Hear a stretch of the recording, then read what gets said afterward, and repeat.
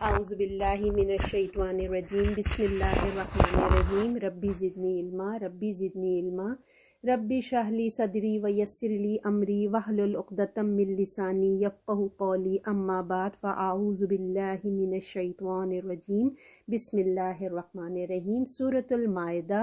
इंशाअल्लाह ताला आज हम आयत नंबर 27 से 31 तक जाएंगे। बिस्मिल्लाहिर्रहमानिर्रहीम। वतलु अलैहिम नबा अबनई आदमा बिल हक़ इज़ क़ुर्रबा क़ुरबानन फ़तुक़ुब्बिला मिन अहदिहिमा वलम युतक़ब्बल मिनल आख़र क़ाला ला उक़्तुलन्नका क़ाला इन्नमा यतक़ब्बलुल्लाहु मिनल मुत्तक़ीन। और उनको सुनाइए आदम के दो बेटों का सही हाल, जब दोनों ने कुछ नियाज पेश की और एक की कबूल हुई दूसरे की कबूल ना हुई। कहा मैं तुझको मार डालूंगा। वो बोला अल्लाह सिर्फ परहेजगारों से कबूल करता है। अल्लाह ताला सबसे पहले कहने वाले को अमल की तौफीक अता फरमाए और आप लोगों को भी सुन के समझ के अमल की तौफीक अता फरमाए। बिस्मिल्लाहिर्रहमानिर्रहीम। जैसे कि आप लोगों को पता है लास्ट वीक जो है हम लोग पढ़ रहे थे, अल्लाह ताला जो है बनी इसराइल के बारे में बताया जा रहा था कि उन लोगों को कितनी अल्लाह ने नेमतें दी और उनका एटीट्यूड कैसा था। और हमने ये भी पढ़े थे, अल्लाह ने हमको ये बताना चाह रहे थे उनके जो भी अल्लाह ने नेमतों को दिया और उनके एटीट्यूड से बताने का मकसद ये था कि वो लोग क्या जोम में थे। हम लोग चूजन पीपल हैं, हम लोग कुछ भी कर लें, हम तो नबियों की औलाद हैं, हमने तो जन्नत में ही जाना है। अगर बिलफर्ज हम दोज़ख में चले भी गए तो सेलेक्टेड दिन जाएंगे, वरना तो हमने वापस ही आना है जन्नत में, हमारा हक है। तो हमको अल्लाह ताला ने यही बताए रहे हैं कि कोई भी कुछ हो, अल्लाह की जो नाफरमानी करेगा दुनिया में भी सज़ा पाएगा और आखिरत में भी पाएगा। दुनिया की सज़ाएं तो हम पढ़ कर ही आ रहे हैं बनी इसराइल के कि किस तरीके से इनको उनके नबी के होते हुए, है ना, अगर वो इतने लाडले थे बनी इसराइल, जैसे वो कहते हैं हम लाडले हैं अल्लाह के, तो भी उनके नबी के होते हुए ही उन पे कितनी सज़ाएं आई, कितने उन पे क्या क्या नहीं हुआ उनके ऊपर। उनको 40 इयर्स तक नबी के होते हुए वो एक कैद में आ गए थे।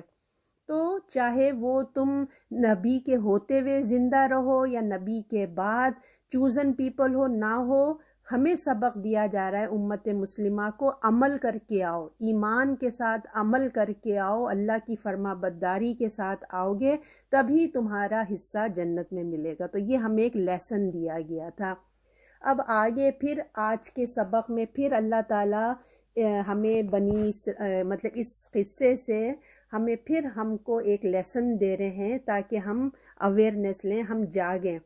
तब अल्लाह ताला यहाँ फरमाते हैं आयत नंबर 27 में, और उनको सुनाओ आदम के दो बेटों का सही हाल। यानी कि अल्लाह ताला फरमाते हैं कि आदम के दो बेटे, इनका वाक़या जो बहुत ही नसीहत वाला है, यानी कि बहुत ही पावरफुल है, ये असर अंदाज किस्म का एक किस्सा है। इसमें बड़ी नसीहत है और वो आम भी है, यानी कि बहुत आम बहुत मकबूल किस्सा भी एक बहुत ही आम है। जिस तरह बनी इसराइल के लिए सबक है, इसी तरह उम्मत मुस्लिमा के लिए भी सबक है। यानी कि ये रसूलुल्लाह, आप इस किस्से को पढ़िए कि इसमें एक नसीहत है। जो अक्लमंद होएगा ना, वो इस किस्से से अपने लिए नसीहत लेगा। यानी कि जो बनी इसराइल के लिए भी सबक है, उम्मत मुस्लिमा को भी सबक दिया जा रहा है। और एक हदीस का मफहूम आता है कि आप सल्लल्लाहु अलैहि वसल्लम ने फरमाया कि आदम के दोनों बेटों का वाक़या इस उम्मत के लिए मिसाल हुआ है, तो तुम उनमें से अच्छे की मिसाल की पैरवी करो। और आप सल्लल्लाहु अलैहि वसल्लम से कहा जा रहा है कि आप ये किस्सा बयान करें। इस वाक़ये को बयान करने का ये किस तरह इन बेटों का قصہ ہے، یعنی کہ یہ جس طرح ان بیٹوں کا قصہ ہے کہ ایک جو تھا وہ حسد میں آ کے اپنے بھائی کو اس نے قتل کر ڈالا۔ اس قصے کے اندر آپ پڑھیں گے کہ یہ دو بیٹوں کا قصہ ہے حضرت آدم علیہ السلام کا، اور ان میں حسد کی بیماری آئی اور اس حسد کے اس نے اپنے بھائی کو ہی قتل کر دیا۔ اسی طرح جو ہے نا بنی اسرائیل کو اللہ تعالیٰ یہ اسٹوری ہمیں اس لیے سنا رہی ہے کہ اس وقت کیونکہ بنی اسرائیل جو تھی وہ بھی حسد میں مبتلا ہو چکی تھی۔ ہماری امت مسلمہ جب اللہ نے یہ امامت ان سے چھین کر بنی اسماعیل حضرت اسماعیل علیہ السلام کی جنریشن میں دے دی، تو بنی اسرائیل کا جو حسد تھا، جو نفرت تھی، جو غصہ تھا، وہ امنڈ آیا۔ تو یہ قصہ اللہ تعالیٰ سنانے کا مقصد یہ ہے کہ ان دو بھائیوں کی اسٹوری دیکھو، آج بنی اسرائیل تمہارا بھی یہی حال ہے، تم بھی اسی طرح کی حرکتیں کر رہے ہو، اتنی حسد کی کیفیت تم پہ بھی طاری ہو چکی ہے کہ یہ بنی اسرائیل اس مقام پہ پہنچ گئے ہیں کہ آپ صلی اللہ علیہ وسلم کے قتل کرنے پہ اتر آئے ہیں۔ آپ کو پتہ نا زہر ملا دیا تھا رسول اللہ، اور کتنی طرح طرح کی یہ کام کرتے تھے کہ رسول اللہ کو نعوذ باللہ نقصان پہنچا دیں، کیونکہ یہ لوگ سب ان کو یہ برداشت نہیں ہو رہا تھا کہ جو امت مسلمہ پہ جو اللہ کی مہربانیاں، سنیں کسی کا نا میوٹ نہیں دبا ہوا، پلیز ذرا چیک کر لیں پلیز۔ تو امت مسلمہ پہ جو رب کی انعامات ہو رہے تھے نا، وہ ان سے برداشت نہیں ہو رہی تھی۔ آپ لوگ سب ہسٹری پڑھتے ہیں نا کہ ان کو یہ انتظار تھا کہ یہ رسول جو ہے نا، آخری رسول محمد صلی اللہ علیہ وسلم ان کے درمیان آئیں گے، بنی اسرائیل میں آئیں گے۔ اللہ کی مرضی، اللہ کے پلانز، اللہ نے حضرت رسول محمد صلی اللہ علیہ وسلم کو بنی اسماعیل میں پیدا کر دیا۔ ان بنی اسرائیل کے سارے ڈریمز جو تھے نا وہ ختم ہو گئے۔ اب تو ان کی نفرت، ان کی حسد ان سے برداشت ہی نہیں ہو رہی تھی۔ بجائے اس کے کہ اپنی غلطیوں کی اصلاح کرتے، توبہ کرتے، اس کی بجائے کیا ہے؟ بدلہ لینا، حسد میں یہ لوگ گرفتار ہو گئے۔ تو اب اللہ تعالیٰ قرآن میں ایسا قصہ بیان کرتے ہیں کہ بیان بھی ہو رہا ہے، سننے والے جو ہیں وہ اپنے لیے لیسن لے لیں، اور جو اصلاح کرنا چاہتا ہے وہ اصلاح کر لیں۔ تو آپ صلی اللہ علیہ وسلم سے کہا جا رہا ہے کہ ان کو سناؤ آدم کے دو بیٹوں کا صحیح حال، یعنی کہ خبر دے دو، ان کو خبر سناؤ۔ اس کا مطلب یہ جو یہ کہا جاتا ہے نا خبر سناؤ، یہ خاص واقعے کی طرف میں آتا ہے کہ بہت اسپیشل ایک بات ہے، بہت اسپیشل قصہ ہے، یہ واقعہ ہے جو دنیا کی زمین جو ہے نا، ارض زمین میں یہ پہلا قتل کا واقعہ ہے۔ جو حق پر تھا اس کا ناحق قتل کر دیا گیا، خون ہو گیا۔ ایک بیٹا حق پہ تھا، دوسرے نے اس کو ناحق قتل کر دیا گیا۔ تو اللہ کی زمین پر ظلم اور عدل کی یہ پہلی کشمکش کا واقعہ جو ہے نا، تو یہ پیش آیا ہے۔ تو اللہ تعالیٰ فرماتے ہیں کہ اس کو بیان کرو۔ دنیا کی جو قتل کو دیکھیے، قتل تو بہت سارے ہو رہے ہیں دنیا میں، آج بھی ہو رہے ہیں، اس وقت بھی ہو رہے تھے، قتل دنیا میں ہوتے ہی رہتے ہیں، لیکن یہ وہ قتل ہے جو خدا کی زمین میں پہلا ناحق بگننگ اسٹارٹ ہوئی، سمجھ لیجیے نا۔ اب اللہ کے رسول سے کہا جا رہا ہے ان کو سناؤ آدم کے دو بیٹوں کا حال صحیح حق کے ساتھ، یعنی کہ بتانے کا مقصد یہ ہے کہ جو رسول اب یہ بتانے جا رہے ہیں، جو آیات آپ صلی اللہ علیہ وسلم پہ نازل ہوئی ہیں، تو یہ کہانیاں نہیں ہیں، یہ بیڈ ٹائم اسٹوری نہیں ہے کہ تم صرف کہانیوں کی طرح سنو، بے مقصد طرح سنو، بلکہ ان کو سننے کا مقصد یہ ہے جو رسول اللہ ہمیں سنا رہے ہیں وہ بالکل ٹھیک سنا رہے ہیں، حکمت اس میں بھری ہوئی ہے، نصیحت اس میں بھری ہوئی ہے۔ تو آپ جو حق کے ساتھ بیان کر رہے ہیں اس کی نصیحت اور حکمت کے ساتھ، تو لوگوں کو بھی چاہیے کہ وہ فوکس ہو کے سنیں۔ لوگوں نے اپنے سے بھی بہت کہانیاں بنائی ہوئی، یہ جو قصہ ہے اس میں لوگوں نے اپنے سے بہت سی، آپ قصص الانبیاء میں یا بہت سارے بچپن سے آپ نے نا اس قصے کے بارے میں بہت ساری اسٹوریز سنی ہوں گی، تو کہانیاں بنائی، لیکن لہٰذا قرآن میں نا حق بات آتی ہے، سب کے سامنے، مطلب وہ آ گئی ہے کہ جو یہ بنائی ہوئی اسٹوریاں ہیں نا، قرآن کیا کہتا ہے اور جو ہم نے بچپن سے اسٹوریاں سنی، اب آپ دونوں کمپیئر کر سکتے ہیں۔ تو جو ملاوٹ ہو گئی ہے نا، اب کیا ہے، قرآن جب بیان کرے گا تو جو قصص الانبیاء کی جو بھی باتیں ہیں یا جو بھی باتیں، وہ دونوں آپ کمپیئر کر کے حق اور باطل آپ کے سامنے ہوتے نا، کالا اور سفید کی طرح سامنے آ جائے گا۔ تو اب اللہ تعالیٰ فرماتے ہیں کہ یعنی کہ ان کو سناؤ خبر آدم کے 2 بیٹوں کی، یعنی کہ جو بیٹے ہیں قرآن میں ہمیں ان کا نام نہیں ملتا، ٹھیک ہے، اور نہ قرآن نے ان کے نام بتائے ہمیں، اور نہ ہی ہمیں کوئی ریزن بتائے، نہ کوئی وجہ بتائی ہے کہ کیا اسٹوری ہوئی تھی، کیوں ان دونوں نے مرڈر ہو گئے، یہ سب اللہ نے ہمیں نہیں بتایا، بلکہ کیا کہا ہم سے، مقصد پہ غور کرو، جو تمہیں تمہارے رسول بتا رہے ہیں اس اسٹوری، اس بات کا کہ جو مقصد ہے اس پہ غور کرو، اس سے نصیحت حاصل کرو۔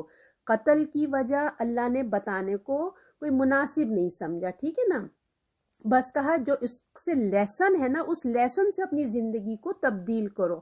مگر اسرائیلی روایات، کیونکہ آپ کو پتہ ہے نا قرآن سے پہلے وہ آئی ہوئی ہیں، ان میں ہمیں کچھ باتیں ملتی ہیں، اور ان میں ان کا نام، ان دونوں بھائیوں کا نام حابیل اور قابیل یہ آتا ہے، ٹھیک ہے، اور قتل کی وجہ بیان ہوتی ہے کہ اس وقت جو ہے جب آدم علیہ السلام اور بی بی حوا تھیں تو اس وقت کہتے ہیں بہن بھائی آپس میں شادی کرتے تھے، ٹھیک ہے، یہ سب دیکھیں اسرائیلی روایتیں ہیں، قرآن میں ایسا کچھ بھی نہیں لکھا ہوا ہے، یہ صرف میں آپ کو بتا رہی ہوں، یہ ہم نے بچپن سے سنی ہے، تو یہ کتنی حق بات ہے واللہ عالم، ہمیں نہیں پتا، لیکن کیونکہ ایک بات ہے تو میں آپ کے سامنے رکھ دے رہی ہوں کہ اس وقت بھائی بہن کی شادی ہوتی تھی، تو قابیل جس سے شادی کرنا چاہتا تھا ان کی شادی حابیل سے ہونے والی تھی، یعنی کہ حابیل کی جس سے شادی ہونے والی تھی قابیل اس لڑکی سے شادی کرنا چاہتا تھا۔ انفارچونیٹلی شاید اللہ کا حکم یہ تھا، واللہ عالم، کیونکہ یہ ایک سٹوری ہے تو مجھے کچھ بھی نہیں پتا کہ حقیقت کیا ہے۔ تو اب جو ہے جب ان کی شادی حابیل سے ہونی تھی، قابیل کو حسد آ گیا، اور پھر کچھ ان کے اندر تھا کہ بھئی اپنی اپنی قربانیاں پیش کرو، تو جب ایک بھائی کی قربانی قبول ہو گئی دوسری بھائی کی ریجیکٹ ہو گئی، ٹھیک ہے، اس پہ اس بھائی کو اتنا حسد آیا اور اس نے اپنے بھائی کو مرڈر کر دیا، یہ تھی سٹوری، تو اسی پہ سارا آج کا سبق ہے۔ تو اب اس میں یہی بتایا جا رہا ہے کہ پڑھو اب ان پر ان کی خبر 2 بیٹوں کی آدم کی سچائی کے ساتھ جب پیش کی دونوں نے قربانی۔ تو جب یہ جو حسد ان کا جو مطلب جب ان میں یہ ان کی جب شادی یا حابیل سے ہونی تھی اس بات پہ جو حسد آ گیا، اس نے فیصلہ کیا کہ ہم قربانی دیں گے، اللہ کا حکم ہوگا کہ قربانی پیش کرو، تو قربانی اللہ قبول کرے گا، تو دونوں نے کیا کیا، اپنی اپنی قربانی کو پیش کر دیا، اور پھر جو قربانی ایک کی جیسے میں نے آپ کو کہا نا قربانی قبول ہو گئی، قابیل نے اپنے بھائی کو جیسے حسد میں اس نے قتل کر دیا۔ تو اس قصے کا ذکر قرآن میں نہیں، لہٰذا میں نے آپ سے کہا حقیقت کیا ہے ہم نہیں جانتے۔ تو اب اللہ تعالیٰ نے کیا کہا، جب پیش کی دونوں نے قربانی۔ قربانی دیکھیں عربی زبان میں جو ہے نا زبان میں صدقہ اور قربانی دونوں کے لیے بولا جاتا ہے، ہم لوگ تو صرف قربانی کو وہ قربانی ہی سمجھتے ہیں نا، لیکن عربی زبان میں دونوں کے لیے بولا جاتا ہے۔ تو اللہ کے قرب حاصل کرنے کے لیے، اللہ کے محبت حاصل کرنے کے لیے قربانی دی جاتی تھی، ٹھیک ہے، حاصل کرنے کے لیے قربانی دیتے تھے، اس کو قربانی کہلاتی تھی۔ تو یہ قربانی اللہ تعالیٰ جس کی چاہے قبول کرتی ہے۔ تو توریت میں آتا ہے، اب بات یہ ہوگی نا کہ بھئی قربانی کیسے پتہ چلتا تھا کہ ان کو قربانی دینی ہے اور کیسے ایکسیپٹ ہوتی تھی، تو اس میں بھی قرآن نے ہمیں کوئی اتنی ڈیٹیل نہیں بتائی۔ توریت میں آتا ہے کہ بس ایک غیب سے آواز آتی تھی، ہو سکتا تھا اللہ تعالیٰ کی یا اللہ کسی فرشتوں کے ذریعے، واللہ عالم کیا طریقہ ہوتا تھا، غیب سے کوئی خبر آتی تھی اور خدا کی طرف وہ ان کی طرف سے میسیج آتا ہوگا کہ بھئی اب قربانی دو۔ اور صورت ہم نے قرآن میں پیچھے پڑھ کر آئے ہیں ہم، شاید آئی تھنک العمران میں آتا ہے کہ اللہ جس کی قربانی کو قبول کرتا تھا نا، آسمان سے ایک آگ آ کر اس کو کھا جاتی تھی۔ یہ اولڈ اسٹائل کا طریقہ تھا کہ قربانی جب وہ پیش کرتے تھے آسمان سے آگ آتی تھی اور وہ لے کے چلی جاتی تھی۔ تو جب دونوں بھائیوں نے قربانی کو پیش کیا پس قبول ہوئی ان دونوں میں سے ایک کی اور نا قبول ہوئی دوسرے کی۔ تو اب دونوں نے جب اپنی اپنی دونوں بھائیوں نے قربانی پیش کی، مگر ان میں سے کیا ہوا، حابیل کی قربانی، جو دیکھیں ہا والے جو ہے نا وہ اچھے والے بھائی ہیں، جو خوف سے نا قابیل وہ بیٹ کردار ہے، اچھا، تو حابیل کی قربانی جو ہے وہ قبول ہوئی اور دوسرے ساتھی یعنی کہ دوسرے جو بھائی تھے قابیل کی نہیں ہوئی۔ قربانی کن کی قبول ہوتی ہے؟ ہم آج کل دیکھیں جیسے ہم سمجھتے ہیں نا، جیسے میں نے آپ کو بتایا قربانی کا مقصد صرف ہم جانور کو ذبح کرنا کہتے ہیں، تو ہمارے یہاں یہی ہوتا ہے کہ جانور خرید کے لاتے ہیں، گائے، بکری، اونٹ، اچھے سے اچھے، قیمتی، خوبصورت، اچھے لے کے آتے ہیں نا۔ تو اللہ تعالیٰ کو جو ہے نا جانور چھوٹا ہو، بڑا ہو، موٹا ہو، اس سے مطلب نہیں ہے، مگر اللہ کہتے ہیں اصل چیز کیا ہے، انسان کا خلوص اور نیت، اللہ وہ دیکھتا ہے۔ قرآن میں بھی آتا ہے کہ اللہ کو جانور کا خون یا گوشت نہیں پہنچتا، بلکہ کیا پہنچتا ہے، ہماری نیت اور تقوی اللہ تعالیٰ کے پاس پہنچتا ہے۔ تو ہمیں بھی جو ہے زیادہ نیکیاں عمل کرنے کی بجائے عمل کی قبول ہونے کی ہمارے اندر فکر ہونی چاہیے اور اس کی دعا ہونی چاہیے۔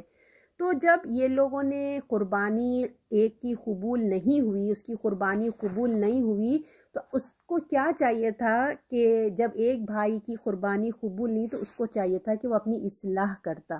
اس نے اپنی اصلاح کرنے کی بجائے کیا کیا، اپنے بھائی کو ہی غصے میں آ کے قتل کر دیا۔ کہا کہ جب قبول نہیں ہوئی دوسرے کی، کہا البتہ میں ضرور قتل کر دوں گا تجھ کو۔ اس نے کہا ہوتا یہی ہے کہ قبول کرتا ہے اللہ پرہیزگاروں کے لیے۔ تو بجائے اس کے کہ وہ اپنی اصلاح کرتا، وہ اس نے بھائی کو دھمکیاں دینا شروع کر دی، بھائی پر غصہ کرنے لگا کہ اس کی قربانی کیوں قبول ہوئی، قربانی کے نا قبول مطلب اگر قربانی اس کی قبول نہیں ہوئی تو اس میں حابیل کا کیا تعلق ہے نا؟ جو نیت اور اخلاص کا ہے، اصل چیز ہے کہ نیت اور اخلاص سے ہونی چاہیے، اللہ کی مرضی ہے، اس کو قبول کرے یا ریجیکٹ کر دے۔ تو قابیل کو سوچنا چاہیے تھا نا کہ کیا وجوہات ہیں، کس وجہ سے میری قربانی قبول نہیں ہو سکی، مگر کیا ہے، اس قابیل کو اس کے تکبر نے آ کے پکڑ لیا۔ تکبر کی وجہ سے اس نے اپنے اندر کی جو کمی کوتاہیاں تھیں، اپنی انٹینشن کی یا جو بھی پرابلمز تھے اس کو نہیں دیکھا، اور بس فٹافٹ بھائی کو الزام اور دھمکیاں دینے لگا کہ میں تمہاری کیوں قبول ہوئی، میری کیوں نہیں ہوئی، میں تمہیں مار دوں گا۔ اگر جو قابیل ہے وہ اپنے آپ کو دیکھتا، اپنے اندر جج کرتا، سوچتا، اپنا محاسبہ کرتا، تو دیکھیں وہ اپنی اصلاح کرتا۔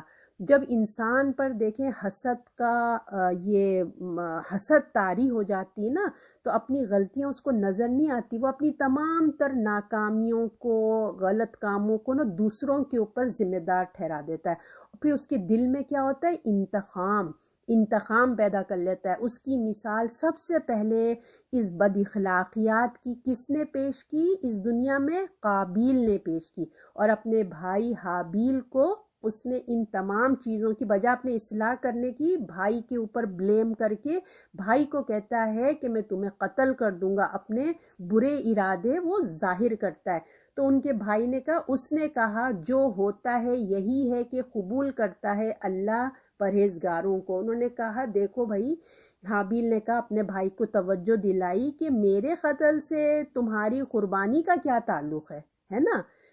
کیا میں نے مطلب کہ قربانی کا تعلق تو نیت سے ہے نا؟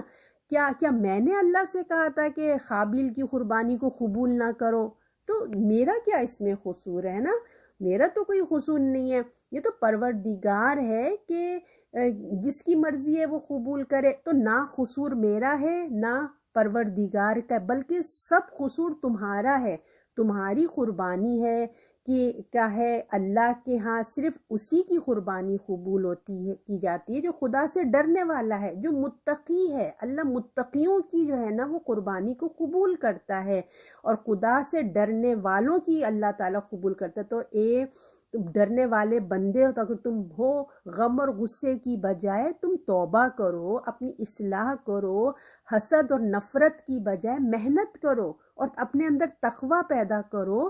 اگر تم مجھے قتل کر دو گے تو کیا تم مجھے بتاؤ کہ تم مجھے قتل کرنے سے کیا تمہاری اللہ تعالیٰ تمہاری قربانی کو قبول کر لیں گے؟ وہ بھائی جو ہے نا اپنے بھائی کی غلطیوں کو بتا رہے ہیں، نشاندہی کر رہے ہیں کہ بھائی تمہاری اگر نہیں ہوئی تو تم کیا مجھے قتل کرنے سے کیا ہو جائے گا، تمہیں کیا صلہ ملے گا اس کا۔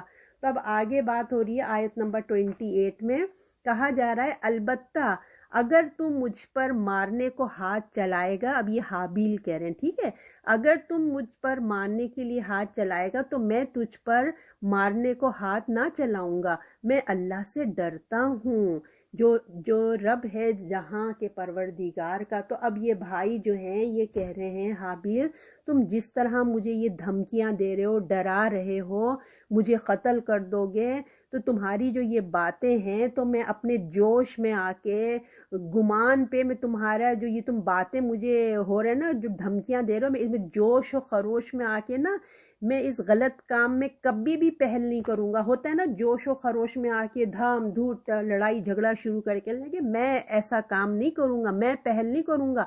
تمہارے اس برے ارادے کے باوجود ایسا نہ ہو کہ اللہ کی پوچھ مجھ سے نہ ہو جائے، حالانکہ مجھے اپنے دفاع کا پورا حق حاصل ہے۔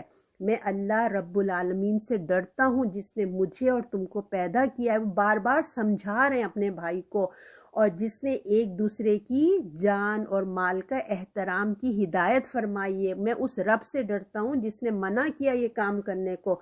اب پہلا قدم اٹھانے کا مطلب سمجھ جائیے کہ اس کا یہ مطلب نہیں ہے کہ وہ اپنی بچاؤ کے لیے کچھ نہیں کریں گے، ہے نا، انسان اپنے بچاؤ کے لیے اللہ نے ان کو حکم دیا ہے۔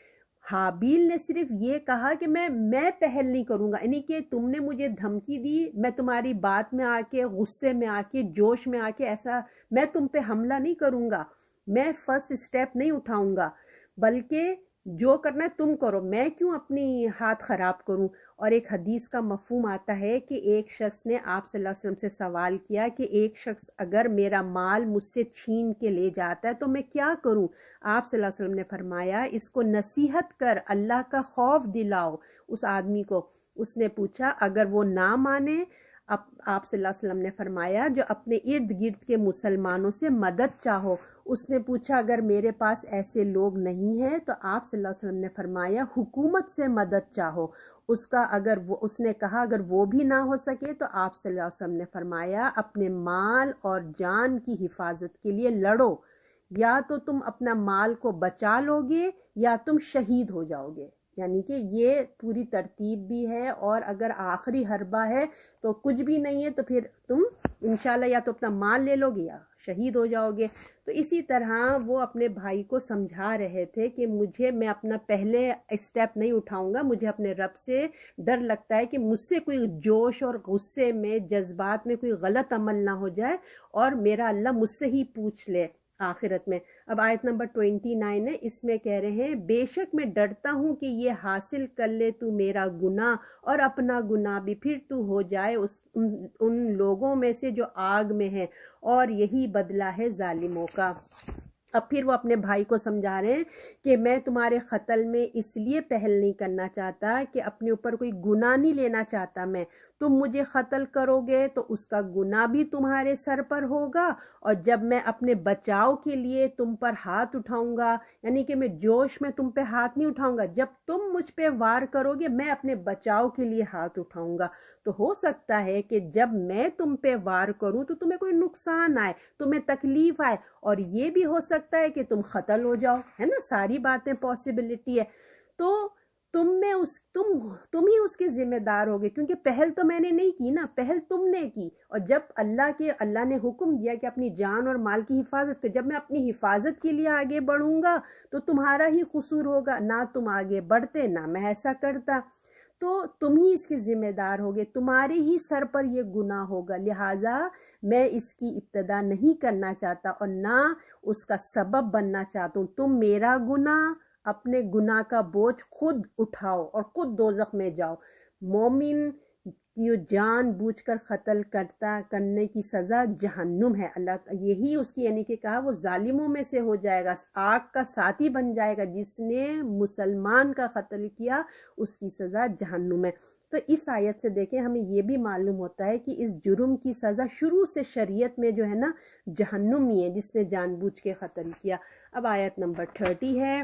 پھر اس کو اس کے نفس نے راضی کیا اپنے بھائی کے خون پر، پھر اس کو مار ڈالا، سو نقصان اٹھانے والوں میں سے ہو گیا. اتنا بھائی نے سمجھایا، سب کچھ کیا، اتنا سمجھانے کے باوجود اللہ کا ڈر دلایا، دوزخ کی آگ کا بتایا ہے نا، سب کچھ کیا. کیا حاصل ہوا؟ کچھ بھی نہیں ہوا. اس نے جو ہے مار دیا اپنے بھائی کو. سو سیڈ ہے نا. اتنا سمجھانے کے باوجود آخرت کی یاد دلائی، جہنم کی آگ دلائی، مگر حابیل کا قتل کر دیا اس بھائی نے. قابیل نے کیا کیا؟ حابیل کو قتل کر دیا. اس کے نفس نے، جو اس کا نفس ہے، اس نے اس کو بھائی کی جان لینے پر تیار کر دیا، اور یوں اس زمین کا سب سے پہلے قتل ہو گیا. کس وجہ سے؟ صرف نفس کی خواہش کی پیروی کرنے کی وجہ سے. اس نے اپنی دنیا اور آخرت میں اپنا نقصان کر لیا. دیکھیں دنیا کا کیا نقصان ہوا کہ بھائی جیسا ساتھی، مددگار کا اس نے کھو دیا ہے نا. اور اس کے بعد جو بھی قتل ہوگا اس قابیل کو اس کا حصہ جائے گا، کیونکہ اس نے ایک لوگوں کو کر کے دکھایا نا، گناہ کا کام کر کے دکھایا. اور یہ قصہ رہتی دنیا تک لوگ پڑھتے رہیں گے، اور پھر اس کا خسارہ ہی ہو گیا، دوزخی ہو گیا. اور وہ جو ہے جو مرتا ہے سب اس کے کھاتے میں جاتا ہے. اسی طرح نیک اعمال کرتا تو نیک جاتا، مگر اس کا خسارہ ہی خسارہ ہو گیا. یا اللہ سے اب ہم دعا کرتے ہیں کہ اللہ تعالی ہمیں ایک سیکنڈ کے لیے بھی نا ہمارے نفس کے حوالے مت کریے پروردگار. دیکھیں نفس کیسے کیسے بڑے گناہ کرا لیتا ہے. نفس کی خواہش ایسی چیز ہے، ہمیں اس کے شر سے اللہ تعالی حفاظت میں رکھے، محفوظ رکھے. ہمیں، ہماری اولاد، ہماری نسلوں کو جس طرح اپنے نیک بندوں کو گناہوں سے بچا لیتا ہے، ہمارے حال پہ بھی اللہ رحم کرے. اللہ تعالیٰ اپنے نیک بندوں کو بچاتا ہے، تو اللہ سے دعا ہے کہ اللہ ہم سب کی حفاظت فرمائے. اب آیت نمبر 31 یہ لاسٹ ہے. پھر اللہ نے ایک کوا بھیجا جو زمین کو کریدتا تھا تاکہ اس کو دکھلا دے کس طرح چھپاتا ہے بھائی کی لاش. بولا ہائے افسوس، مجھ سے اتنا نہ ہو سکا کہ اس کوے کے برابر ہی ہو جاتا. تو وہ جو ہے پھر چھپا دی لاش کو اپنے بھائی کی، پس ہو گیا وہ پچھتانے والوں میں سے. اب جو ہے اس کے آگے سٹوری کیا ہوتی ہے؟ اس نے بھائی کو مار دیا. اب اس کے بعد لاش کا کیا اس کو سمجھ نہیں آ رہا ہوگا یقیناً، کیونکہ کبھی کوئی قتل ہوا ہی نہیں تھا، یا ہو سکتا ہے مرا ہی نہیں ہو اس وقت تک کوئی، ہے نا. اب کیا ہوتا ہے؟ تب اس نے قتل تو کر دیا، مگر اس کو معلوم ہی نہیں تھا کہ اب اس لاش کو، اس گناہ کو جو اس نے گناہ کر دیا، ایک جرم کر دیا، اس کو چھپائے کیسے، اس کے ساتھ کیا کرنا چاہیے. تو ہو سکتا ہے کہ اس نے اس لاش کو ایسے ہی چھوڑ دیا، واللہ عالم، کیونکہ قرآن اتنی ڈیٹیل میں تو نہیں جا رہا ہے. تو اللہ نے انسان کو سکھانے کے لیے کوا بھیجا. کوا بہت ہی، آپ کو پتہ ہے نا، بہت اسمارٹ پرندہ ہے. اور یہ اسرائیلی روایتوں سے ہی ہمیں پتہ چلتا ہے کہ کیا ہے، کیونکہ قرآن تو اتنا ڈیٹیل نہیں بتا رہا.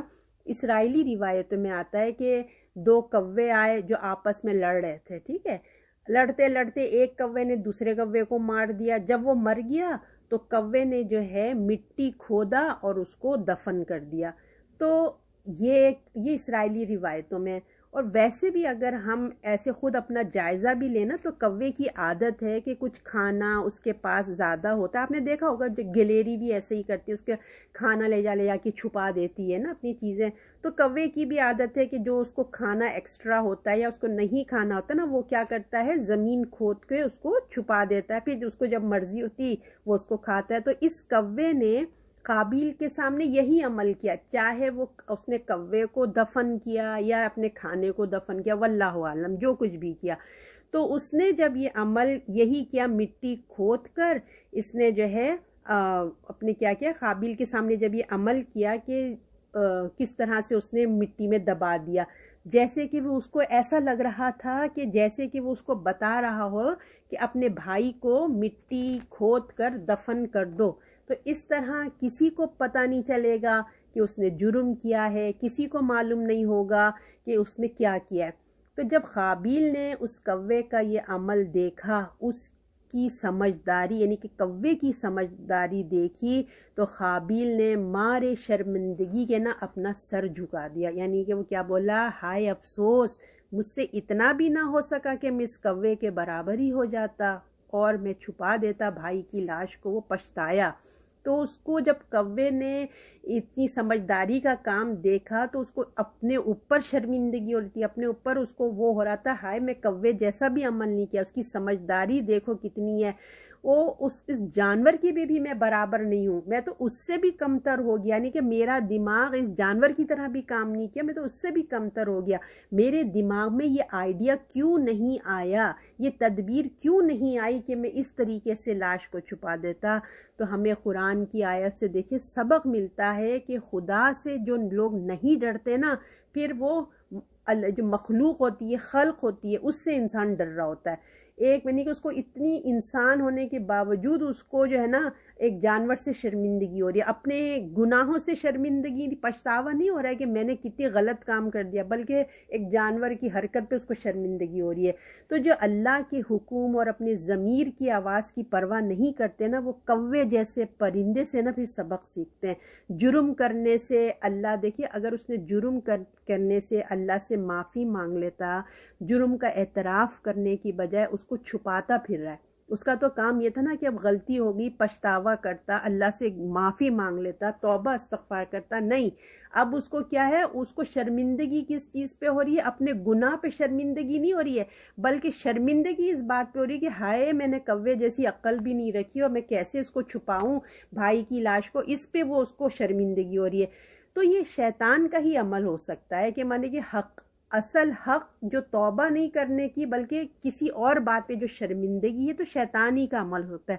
قابیل کے دل میں دیکھیں وسوسہ کس نے ڈالا ہوگا، شیطان نہیں ڈالا ہوگا، اس نے اس کا قتل کروایا، یعنی کہ وسوسہ ڈالا، اور پھر اس نے، کیونکہ قابیل کے اندر ہو سکتا ہے وہ اچھائیاں نہ ہو، اس نے کیا کیا، اس نے فوراً اپنے نفس کی بات کو سن لیا اور اس کی بات پہ عمل کر لیا، اور پھر کوے کے ذریعے شیطان نے کیا کیا، کوے کے ذریعے جرم کو چھپانے کی تدبیریں بتائیں کہ دیکھو تم اپنے غلط کام بھی کرو، اس کے بعد اپنے غلط کام کو کیسے چھپانا ہے۔ یہ آئیڈیاز کون ڈالتا ہے غلط کام کے؟ شیطان ہی وسوسے اندازی کرتا ہے۔ آج کے زمانے میں بھی جو لوگ غلط کام کرتے ہیں ان کو بھی آئیڈیا شیطان دیتا ہے، اور اس کے اوپر جھوٹے مقدمے کرتے رہو، یہ سب آئیڈیا کون دے رہا ہے؟ شیطان یہ بناتا ہے۔ جیسے کہ ہم پڑھ رہے نا کہ ایک نصیحت کی جا رہی ہے کہ جو بنی اسرائیل اتنے غصے میں اور نفرت میں آئے، تو اہل قریش کا بھی تو یہی حال تھا نا۔ آپ کو پتہ جب رسول اللہ ہجرت کر کے جانے لگے تو کون آئیڈیا دے رہا تھا اور رسول اللہ کو اس طرح کر دو، وہ شیطان ہی ایک روپ میں آیا تھا نا۔ تو یہ شیطان ہی کے کام ہوتے ہیں کہ غلط لوگوں پہ غلط بھیس بدل کے آتا ہے اور غلط آئیڈیاز بھی دیتا ہے۔ تو اسی طرح شیطان نے قابیل کو استعمال کر لیا، اور پھر اس طرح کیا ہوا، اب اس کو غلط کام بھی کروایا، غلط کام کو چھپانے کی تدبیر بھی بتانے لگا۔ اس طرح شیطان جو تھا نا وہ اپنے مشن میں کامیاب ہو گیا۔ ہم نے لاسٹ ٹائم بھی پڑھا تھا نا کہ شیطان کتنا سکسیسفل ہے، وہ کتنا سکسیسفل ہے کہ جو دنیا کی سب سے بڑی آبادی ہے عیسائی مذہب کی، ان کو کس ڈگر پہ اس نے ڈالا ہوا ہے، کتنا پرفیکٹ ہے، کتنا اپنے مشن میں کامیاب ہے وہ۔ تو اسی طرح وہ اپنے مشن میں کامیاب ہو گیا، کیونکہ آپ کو پتہ ہے کہ اس نے اللہ کے آگے قسم کھائی تھی کہ آدم کی اولاد کو وہ اپنے ساتھ گمراہ کر کے دوزخ میں لے کے جائے گا، اور یہ اللہ کی، اور وہ کامیاب ہوا، اس نے پہلا ٹارگٹ اچیو کر لیا، قابیل کو اپنے کنٹرول میں کر دیا۔ اور یہ اللہ کی سنت بھی ہے کہ جب انسان اپنے اندر کی دیکھیں آواز نہیں سنتا نا، اللہ نے ضمیر جیسی چیز ہمارے اندر ایک ڈالی ہے، وہ ہمیں ایک الارم بجتا ہے کہ یہ غلط ہے یہ صحیح ہے۔ تو جو اپنی ضمیر کی آواز، اپنے اندر کی آواز نہیں سنتا، اپنی اندر کی آواز کو دبا دیتا ہے، اپنی آنکھ اور کان بند کر لیتا ہے، تو اللہ اس پر ایک شیطان مسلط کر دیتا ہے، تو جو اس کا ساتھی بن جاتا ہے، اور جو اللہ کے ذکر سے غافل کر دیتا ہے، اور جو اللہ کی باتوں کو سنتے ہیں اور عمل کرتے ہیں، تو پھر اللہ کی مدد بھی ان کے ساتھ آتی ہے۔ تو فائنلی یہی ہوا کہ उसने वो बोला हाय अफसोस मुझसे इतना ना हो सका कि इस कौवे के बराबर हो जाता और मैं छुपा लेता भाई की लाश को, फिर पछताने लगा। अब यानी कि पछतावा उसको अपनी गलती के ऊपर था। तो एक छोटी सी ये किस्सा था, लेकिन इसमें इतने किस्से, इतना सबक है। ये तो मैं छोटे से मैंने 1-2-3 पॉइंट्स लिखे हैं, आप लोग भी के भी सोचेंगे तो आप लोगों को भी बहुत सारे इसमें लेसन मिलेंगे। तो देखिए, पहला अगर हम देखें जो हमको अल्लाह ताला, इसमें बहुत सारी हिकमत की बातें होंगी, लेकिन जो मेरी समझ में आ रहा था मैंने वो लिखा कि बनी इसराइल और उम्मत मुस्लिमा को दोनों को ना सोचने का मकाम अल्लाह ताला ने इस स्टोरी से दिया है। बनी इसराइल ने कभी ये नहीं सोचा कि क्यों हुआ ऐसा कि अल्लाह ने हमसे इतना बड़ा ऑनर ले लिया, हमसे इमामत का ओहदा क्यों अल्लाह ने हमसे ले लिया, क्यों हमसे लेके बनी इस्माइल को अल्लाह ताला ने दे दिया। उनको अपनी ख़ताओं को, अपने जो अपनी गलतियां हैं उन पे फोकस करना चाहिए था ना, कि हम इतने चहीते थे, क्यों अल्लाह ने हमसे इमामत लेके बनी इस्माइल को दे दी।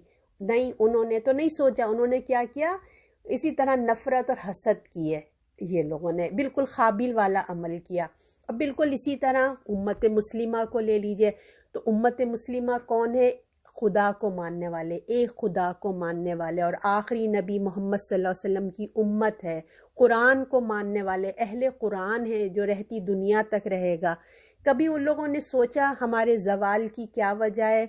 कोई ज़माना था कि हम सुपर पावर थे ना, उस्मानिया सल्तनत जब तक नहीं डाउनफॉल हुआ था तो उम्मत मुस्लिमा का उरूज ही उरूज था। क्या वजह हुई कि उम्मत मुस्लिमा जलील और खार हो गई, जवाल हो गया है, गुलामी में की तरह जिंदगियां गुजारे, और आज तक उम्मत मुस्लिमा वो मकाम हासिल नहीं कर सकी जो होनी चाहिए थी। थिंक अबाउट, क्या वजूहात थे, वजूहात तलाश नहीं किए। और काबिल ने भी देखे यही किया था ना, कि अपनी गलतियों को नहीं देखा, अगर देख लेता तो अपनी इस्लाह करता। उसको क्या हुआ, बजाय अपने इस्लाह लेने की उसको बदला लेने की सोची, बजाय मेहनत करता क्या किया, हसद करने लगा, और अल्लाह ने उसकी फिर कुर्बानी को भी कबूल नहीं किया। इसी यही वजूहात थी ना, कि उसका दिल ही गंदा था, नीयत अच्छी नहीं थी, शुरू दिन से गलत आइडियाज़ उसके दिमाग में थे, तो उसकी नीयत अल्लाह जान रहा था ना, तो अल्लाह ताला ने भी इसकी कबूल नहीं की। और तक़वा के बग़ैर देखिए अमल कबूल नहीं होता, तक़वा बहुत ज़रूरी है। और हसद से, जब इंसान हसद करने लगता है तो तक़वा रुखसत हो जाता है। तो हमारे लिए क्या लेसन है कि हम हसद से बचें, ऐसे ख़यालात से भी बचें। और फिर हमें ये भी इससे सबक मिला कि जो अल्लाह से नहीं डरता, फिर वो क्या है, मखलूक के आगे झुकता है, मखलूक से डरता है। और फिर इसमें हमने ये भी समझ लिया कि गुनाह का एहसास, देखें, गुनाह का एहसास होना, गुनाह के बाद की शर्मिंदगी अल्लाह ने इंसान की फितरत में डाल दी। यानी कि अल्लाह ताला ने इंसान को शर और खैर की तमीज़ दे दी है, कि ये खैर है, ये शर है। इस तमीज़ को अल्लाह ताला ने हमें इस किस्से में बयान किया है। हर इंसान कोई एक्सक्यूज़ लेके नहीं आ सकता कि अल्लाह मुझे तो पता ही नहीं था, मैंने तो झूठ बोलती रही सारी ज़िंदगी, मैं तो यही करती रही, मुझे तो पता ही नहीं था क्या सही है। नहीं, अल्लाह ने कहा अगर कोई नबी नहीं भी आया ना, तुम्हारे अंदर ये चीज़, इस किस्से में अल्लाह ताला ने तुम्हें समझा दिया कि देखो किस तरह काबिल को पछतावा हुआ, यानी कि गुनाह किया, गुनाह के बाद उसको एहसास शर्मिंदगी हुई, यानी कि ये एहसास अल्लाह ने इंसान की फितरत में डाल दिया है। और फिर जब अंबिया आते हैं, इसी को आगे फितरत को हमारी जगाते हैं, जो सो गई है उसको हमें जगाते हैं, जो बिदात आ गए हैं, शिर्क पैदा हो गया, उसको सफाई सुथराई करते हैं।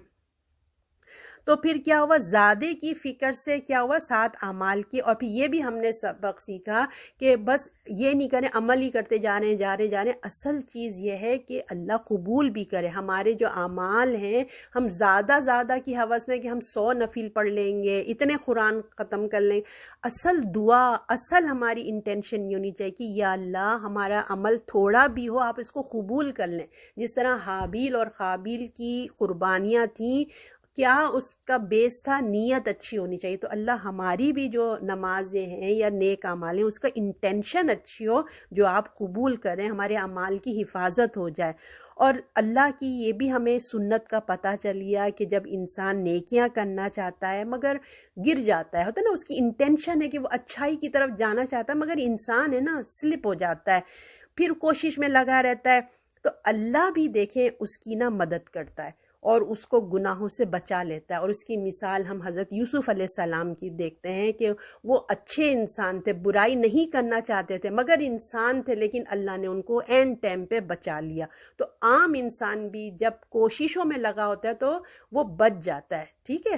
اور اسی طرح جو لوگ گناہ کرتے ہیں، اپنی ضمیر کی آواز نہیں سنتے اور اپنی جو ہیں اگنور کرتے ہیں، اللہ تعالیٰ ان کو کیا کہا سورہ بقرہ میں، سمن بکمن عمی، اندھے ہیں، بہرے ہیں، گونگے بن جاتے ہیں، اگنور کرتے ہیں، ان کا ضمیر بیچارہ چیخ چیخ کے خاموشی ہو جاتا ہے، فطرت کو وہ مسخ کر دیتے ہیں، فطرت ان کو دبا دیتے ہیں۔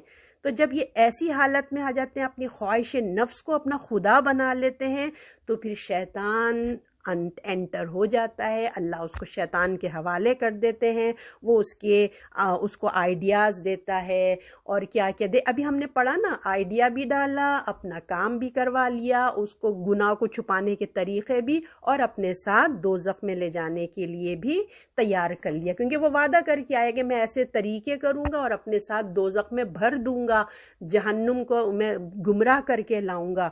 تو علماء نے کہا ہے کہ جیسے یہ نفس جو کنٹرول کرتے ہیں، جو نفس جو اندر سے اتنا اچھل رہا ہوتا ہے نا، اس کا علاج علماء نے یہ بتایا ہے کہ وہ غلط خواہشیں کرنے کی جو خواہشیں کرتا ہے، جب بھی اس کی کوئی غلط خواہش جو ہوتی ہے نا، جو ڈیمانڈ ہوتی ہے، جو اللہ کے، دیکھیں ایک طرف اللہ کا حکم ہوتا ہے، ایک طرف ہماری خواہش ہوتی ہے، ہم انسان اسی کے درمیان ہوتے ہیں۔ اب ہمارے کو چوز کرنا ہے نا کہ غلط کو ہم نے نفس کی خواہش کو جانا ہے یا اللہ کے حکم پہ، تو ہمیشہ یہ ہمارے ساتھ ایک امتحان چل رہا ہوتا ہے، اللہ کہ جو لوگ اپنے آپ کو دبا کے ایک نیک راہ پہ چل پڑتے ہیں تو ان کے ساتھ یہ امتحانات کم ہوتے ہیں، لیکن ہم جیسے ڈامر ڈولوں کے ساتھ یہ ہمیشہ ہی ہوتا رہتا ہے۔ تو علماء نے ہمیں ایک سجیشن دیا ہے، بزرگوں نے، کہ ہمیشہ جو تمہارا نفس چاہتا ہے نا اس کے اگینسٹ جاؤ، نفس کہہ رہا ہے یہ کرو، کہو نہیں میں نہیں کروں گا، بس یہی ایک اس کا علاج ہے۔ ہر چیز جو وہ ڈیمانڈ کرے اس کے اپوزٹ کام کرو، نہیں اس کو اسی طرح کنٹرول میں رہو، قابو میں اسی طرح آئے گا۔ اور ساتھ ساتھ ہم دعا بھی کریں گے، کوشش بھی کرتے رہیں گے اللہ کی مدد سے، پھر پھر جب ہم ایسی کوششوں میں لگے رہیں گے نا تو اللہ کی مدد بھی شامل حال آئے گی اور اللہ ہمیں گناہوں سے بچا لے گا۔ اللہ تعالیٰ آپ کو بھی مجھے بھی اس چھوٹے سے قصے کی جو حکمتیں ہیں وہ ہمارے دل میں آئیں اور ہم اپنے نفس کے کنٹرول سے نکلیں۔ اللہ ہمیں ایک سیکنڈ کے لیے بھی، ایک لہجے کے لیے بھی اللہ تعالیٰ ہمیں ہمارے نفس کے حوالے نہ کرے، کہ کیونکہ یہ ہمیں کہاں لے جائے گا، اس کا انجام بہت برا ہے۔ اللہ ہمیں اپنا فرما بردار بنا لے۔ صدق اللہ۔